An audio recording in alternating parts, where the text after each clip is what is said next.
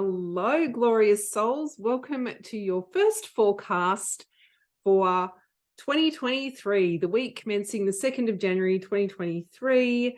Welcome, I'm Kel. This is a soul service astrology. What is soul service astrology? It is a practice to become your own best friend and to form an intimate relationship and connection with your environment and ecology, and to understand that you are the environment and the environment is you. On this channel, you will find 13 sign sidereal astrology. That is astrology that is matched with the astronomy, what you can see in the sky. And that's really important. If we are going to become reconnected with our planet, if we are going to observe it, if we are going to pay attention to it, if we're going to be in relation to our planet, we have to be looking at it. We have to stop referring to things as they were perceived 2023 years ago, or thereabouts, approximately. All right, so this is a holiday special, so I'm not going to go into detail after this. I'm going to give you a synopsis of the week ahead with a little bit of extra detail, but then I won't be showing the charts, but they'll come back probably later in January. So overall, the first week of 2023 has a really lovely flavor. It's juicy visions and expanding creativity. The idea is to feel into vibrating at different frequencies. Now you're probably like, why is she talking about vibrating at a different frequency? So take, for example, when you feel angry, or take, for example, when you feel sad. It's really easy for us to connect in with that frequency. That's an emotional frequency. Now we're on holidays. Well, maybe you're on holidays. It's at the end of the year. What are you grateful for? What have you achieved this year? What are you proud of? What are you excited about? What are you curious about? What are you grateful for? What are you joyous about? What are you celebrating? They're all higher frequencies for our emotions to vibrate on. So we get to step into this expanding field of energy, how we desire. And that will enable us this week to take some time out, as Mercury is retrograde, went retrograde last week. Take some time out, drop out to tune in, to allow ourselves to feel into our visions, our dreams, our imagination, and what story are we constructing for this life moving forward? Now, I don't talk about New Year's resolutions because I feel into the seasons and the cycles, and in particular the lunar cycles, as to when new things are sort of starting. And in the Southern Hemisphere, we're in the season of consolidation. So I would actually encourage you to not be starting new things. I would be encouraging you to look at what you've already started and to be consolidating. Now, if you're in the Northern Hemisphere, you're in the season of regeneration. So you've gone through the season of rot. Perhaps you've let things go. Things are broken down. You're examining your soil. You're examining the compost you created, and you're deciding what is going to be regenerating out of your beautiful soil that you've created. So there's similarities there with regenerating and consolidating. It's not necessarily full growth or full death. And that's the seasons that we're in. So I would encourage you to feel into that. So this week, at the beginning of the week on Monday, we have Chiron square the sun. Chiron's in Pisces and the sun is in Sagittarius. Now, this is where you get to feel a little bit into your vulnerability, because I'm asking you to be proud of your achievements. I'm asking you to be proud of your creativity. I'm asking you to explore and feel into your bigger horizons. Now, what that can bring up in usually our emotional bodies and our nervous system is fear, because we're looking, oh, look at what we've achieved. What's next? What's on the horizon? Can I look at the horizon and be open to the unknown typically our nervous system and our emotions might freak out a little bit if we're stepping into the unknown. If we're doing things, how do we keep ourselves calm and on an even keel, even when we're moving through things that we don't know? And if you want to talk to someone who's just created a planner in the last 12 months, I had no idea at the beginning of 2022 how to create a planner, and now I do. And each step of the way there was hurdles, and it was like you just sort of have to flow with the unknowns. And let me tell you, there was emotional temper tantrums and nervous system work all along the way. So when we expand into our creativity, when we want to push the edges of things, our nervous system is going to respond.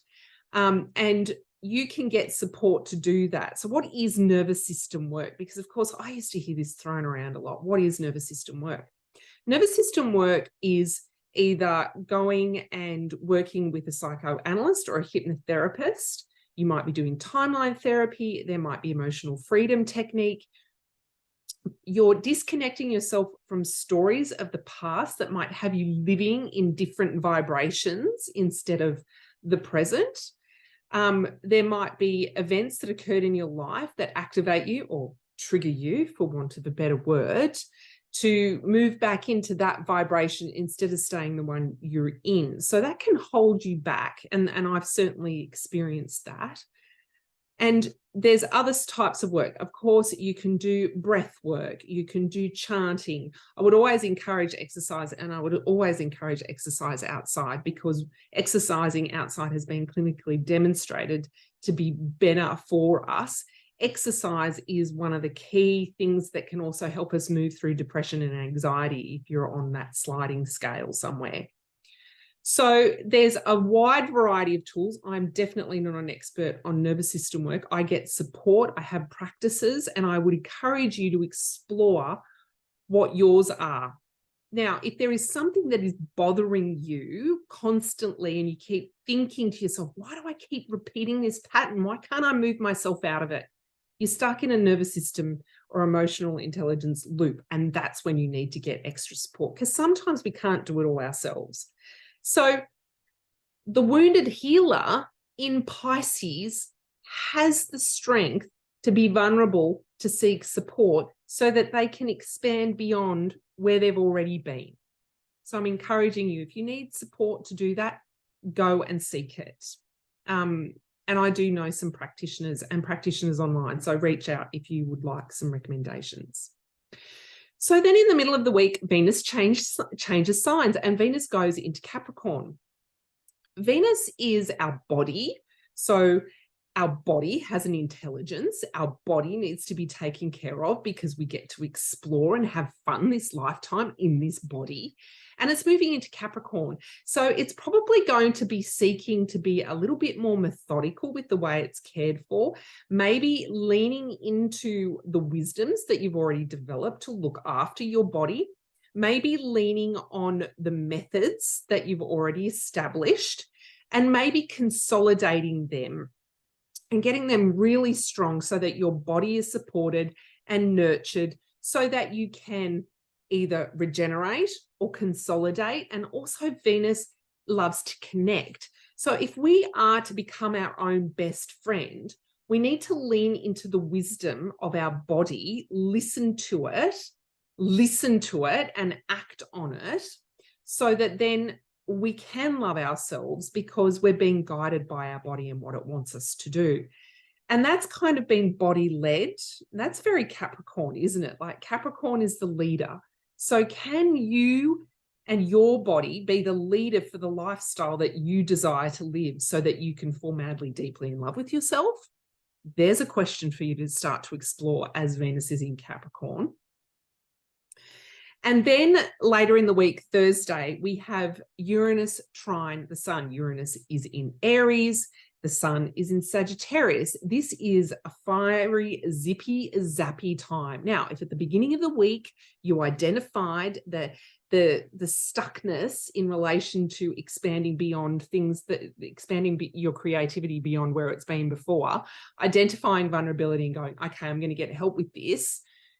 At the end of the week, you can start to dream, you can start to vision, you can start to make things that allow you to tap into your vision. They allow to tap into the changes that you wish to see. They allow to tap into your creativity, that allow you to dream beyond where you've dreamed before. So the motto for Uranus trine Sagittarius would be, just imagine what's possible if you could imagine beyond what is possible, which you can't. So then could you be open to receiving something completely unexpected? And that's very Uranus, isn't it? Receiving the unexpected. Because the sign Sagittarius is very abundant and joyful. So could we lean in, turn the mind off? Mercury is retrograde in Sagittarius, turn the mind off, allow, soak in the abundance, and allow yourself to receive. Now, it may not necessarily be physical things. It might be a beautiful vision. It might be a beautiful dream. It might be a beautiful channeling of creativity. Be open to what it is that you're receiving. And then at the end of the week, we have a full moon in Gemini. So this is where the full moon is always a time to shed, release, surrender, and let go. It's mid-month, mid-lunar month, to check in with your emotional bodies, your body, your nervous system, how you are feeling. And with Gemini, this is really it's really well placed with the Mercury retrograde, because with a Gemini full moon, we get to decide to release the stories that we've been telling ourselves. So if we're going to become our own best friend, there are stories we are going to need to put down and go, that is no longer our story. We are going to start to craft, create, vision, expand into, imagine our new story together.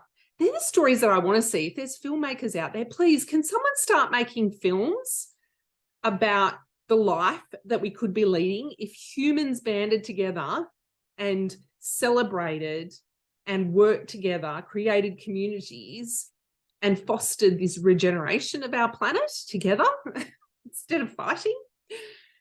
So that's the end of the week with the beautiful full moon. And of course, we're still in Mercury retrograde. So it's a great time to rest, release, rejuvenate, let go, put down the stories and start to write the new stories. And maybe it will be physical writing. What would be the new story?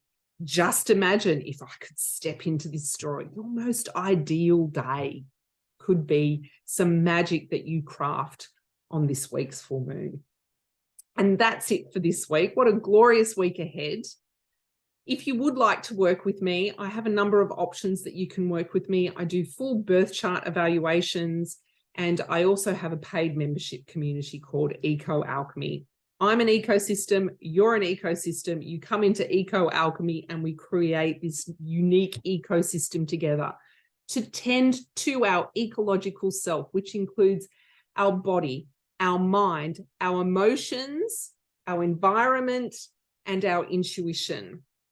And that allows us to fall madly, deeply in love with ourselves together. If we can do it together, what a rippling and a vibration through our planet we could create if everyone realized they're their own ecosystem interacting with everyone else's ecosystem.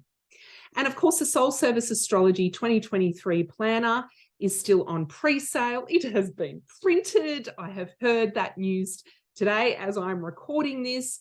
It will be with me in February, if not before, and it will be shipping out. It starts in March. This is a journal / planner that starts in March. It's all 13 sign sidereal astrology. Nothing else like this exists on the market in the world that I can find. So please, if you would like a copy, I'm doing one print run this year, unless there is a mad rush in the next month for it where I can get more printed.